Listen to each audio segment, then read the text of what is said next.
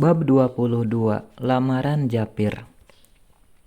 Wah iya om, sepertinya Apip juga sudah punya calon.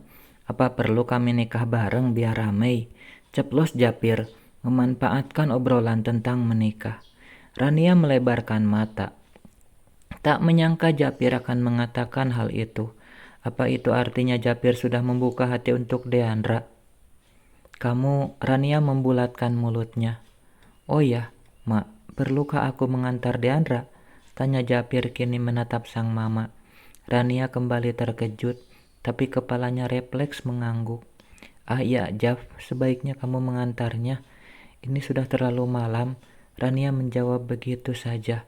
Japir manggut-manggut, tapi pria itu lalu menoleh pada mama dan papa Apip, seolah ingin mengatakan bahwa ia tak enak meninggalkannya. Papa Apip yang memahami maksud Japir kemudian menimpali. Sudahlah, pergilah. Kami tak apa. Ngeri juga kalau sesuatu menimpa gadis itu setelah pulang menemani mama kamu. Ah ya, om benar. Kalau begitu aku izin pergi dulu om tante.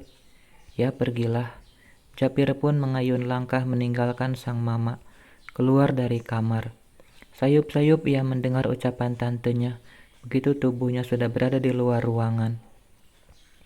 Gak nyangka sudah sedekat ini hubungan mereka. Mbak gak pernah cerita kalau mau punya mantu. Mama Apip kembali menyambung obrolan. Rania hanya tersenyum. Andai saja benar ucapan adik iparnya itu, betapa ia sangat mengharapkan Deandra menjadi menantunya. Kelak saat ia telah mati dan meninggalkan Japir sendiri, setidaknya pria itu akan mendapat seorang istri yang penyabar di sisinya. Andai Azalia bukan adik Japir, tentu saja Rania juga pasti akan merestui hubungan mereka. Tak ada alasan bagi wanita paruh baya itu untuk tidak menyukai wanita sebaik Azalia. Apip telah sampai di rumah kontrakannya, rumah sederhana yang ia sewa karena letaknya jauh dari kantor. Sebenarnya kantor susah menyiapkan apartemen untuknya.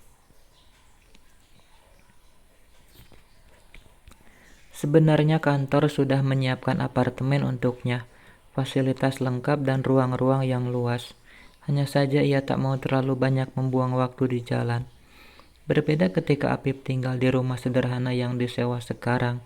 Ke kantor hanya perlu waktu 5 menit dengan berjalan. Namun tampaknya Apip perlu mempertimbangkan ulang mengenai tempat tinggalnya ini. Mengingat sekarang dia akan tinggal dengan Azalia. Tidak mungkin mereka tinggal hanya dengan satu kamar. Sementara pernikahan yang terjadi mengharuskannya berpisah kamar meski dengan istrinya sendiri. Azalia turun dari mobil perlahan. Hatinya sudah lumayan tenang hingga tak lagi terlihat menangis seperti sebelum-sebelumnya. Baguslah jika waktu-waktu benar bisa mengobati luka. Walau pada akhirnya luka itu nanti akan terkoyak lagi sewaktu-waktu. Mbak, ayo masuk. Maaf kalau rumah kakakku nggak bagus. Dia nolak kemapanan soalnya. Kania berusaha mendekati wanita yang ia tahu akan jadi kakak iparnya. Padahal perusahaan kasih dia apartemen, tapi malah nggak ditempati. Aku padahal suka nginep di sana kalau ada Kak Apip. Kania terus nyerocos. Namun justru hal itu membuat Azalia merasa jarak sebagai orang yang baru kenal tidak terlalu jauh. Azalia mengangguk kecil. Ia tersenyum tipis, lalu mengikuti ajakan Kania. Sementara Apip hanya geleng-geleng mendengar ucapan adiknya yang bawel. Amir membuka mata dengan susah payah. Kantuknya terlalu berat, apalagi setelah mengerjakan banyak tugas kuliah, dan baru saja selesai hingga ia bisa beristirahat.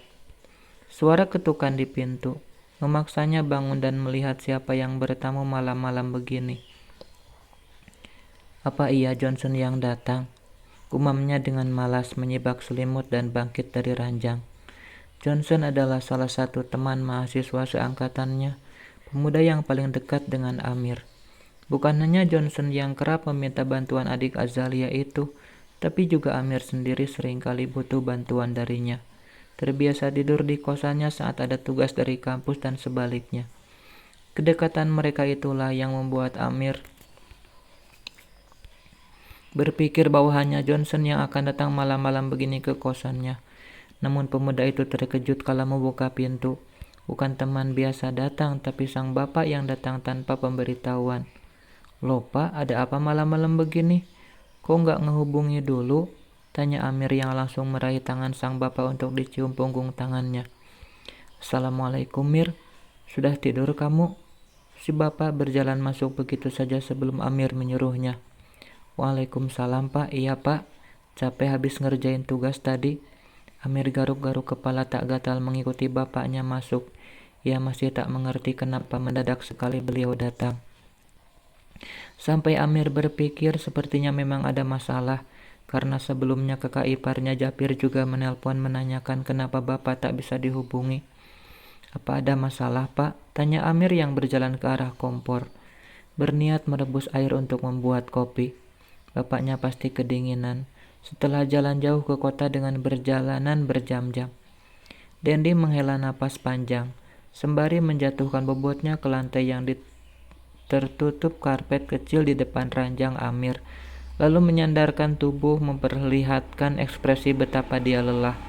Bukannya lelah fisik, tapi hatinya juga. Kopi telah siap di atas meja. Dendi menatapnya dengan nanar. "Pak," Amir memanggil pelan. "Ah ya Mir, Bapak mau minta tolong ke kamu, jadi wali menggantikan Bapak."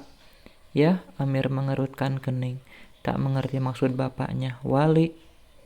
"Iya, wali nikah buat kakakmu, Mbak Azalia." "Dia kan udah nikah Pak." "Sebentar, apa Bapak sedang tidak enak badan?" Pemuda itu mendekat dan memegangi lengan tua sang bapak.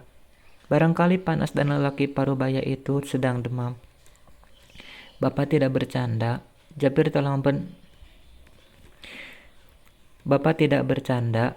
Japir telah menceraikan dan sepupunya bersedia menggantikannya. "Hah? Kenapa Mas Japir semaunya sendiri begitu?" Amir terkejut. Dia merasa Japir menjadi orang lain. "Dasar sok kecakepan, terlalu pede," dengkus Deandra di sela langkah.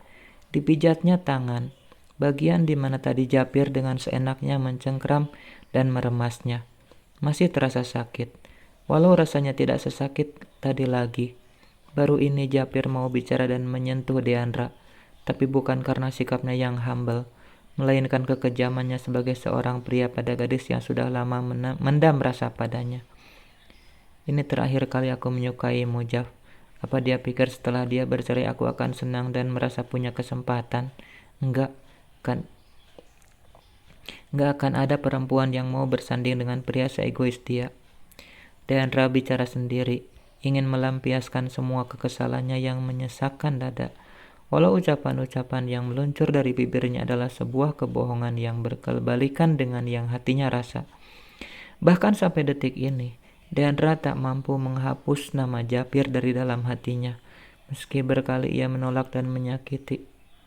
Tak bisa dipungkiri, mata Deandra seperti telah tersihir oleh sosok pria tampan itu. Langkahnya terus bergerak ke arah parkiran di mana mobilnya berada. Namun belum lagi langkahnya sampai ke mobil, seseorang tiba-tiba berdiri di sampingnya. Deandra terkejut dan menghentikan langkah dalam sekejap, lalu menoleh. Matanya melebar kala melihat Japir ada di sana. "Jaf, kamu?" ucapannya terjeda. Seketika pipinya memanas karena ingat apa yang dia ucapkan tentang Japir. Ia berpikir jangan-jangan pria itu mendengar makiannya. "Kamu tidak perlu minta maaf sudah memakiku," Japir mengucap begitu saja. Deandra menutup mata, menahan malu. "Mana kunci mobilnya? Biar aku antar." Tangan Japir menengadah. Dia bersikap datar seolah tak terjadi apapun di antara mereka. Walaupun Japir sendiri sadar bahwa Deandra sedang sangat kesal padanya.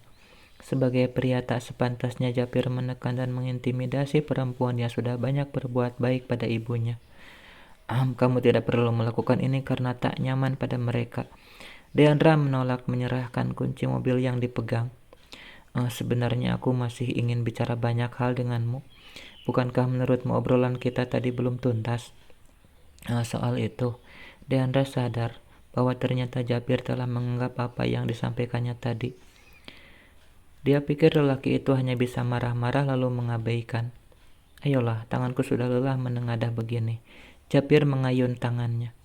Jangan bilang kamu takut aku akan melakukan sesuatu padamu, Dek. Deandra menatap ke tangan Japir lalu menatap wajahnya. Tampak kedua alis tebal pria itu terangkat, seolah menuntutnya untuk menuruti kemauan Japir. Dengan ragu Deandra menyerahkan kunci mobilnya. Ia menyerah. Barangkali Japir akan membicarakan mengenai penyakit sang mama. Bukankah ini yang Deandra tunggu? Japir melangkah ke arah pintu di mana kursi kemudi berada. Sementara itu Deandra masuk dan duduk di kursi belakang. Mobil lalu melaju perlahan. Untuk beberapa waktu suasana hening menyelimuti keduanya. Hingga Japir mengatakan sesuatu yang mengejutkan bagi Deandra. Dek, iya, apa kamu bersedia menikah denganku? Hah?